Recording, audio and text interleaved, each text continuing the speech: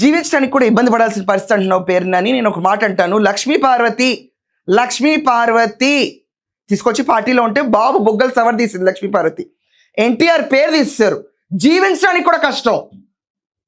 ఎన్టీఆర్ విగ్రహాన్ని పగలగొట్టారు, జీవించడానికి కూడా కష్టం. ఎలా జీవిస్తుంది? రాజశేఖర్ రెడ్డి గారు కాంగ్రెస్ కోసం కష్టపడ్డారు, కాంగ్రెస్ దగ్గర సంతకాలు పెట్టించుకునే ఎమ్మెల్యేలతో అక్కడ తన ఆటలు సాగలేదని వైకాపా అని ఒక పార్టీ పెట్టుకుని ఈరోజు మనుగడ సాగిస్తున్న జగన్మోహన్ రెడ్డి జీవించడానికి కష్టం. తండ్రి శవం పక్కనే పెట్టుకుని సంతకాలు తీసుకున్నాడు.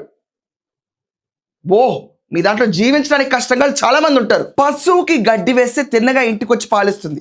అమరావతి రైతులు ఓట్ల రూపైన గడ్డి వేశారు, తిరిగి వచ్చి వైకాపా అన్న పార్టీ ఆ రాష్ట్రంలో అమరావతికి పాలిస్తుందేమో అని.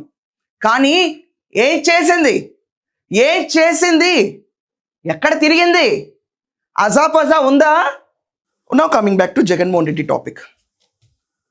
పాలిస్తానని చెప్పి గడ్డి మేసి ఆవు పాలు ఇవ్వకుండా వెళ్ళిపోయింది అమరావతికి కదా.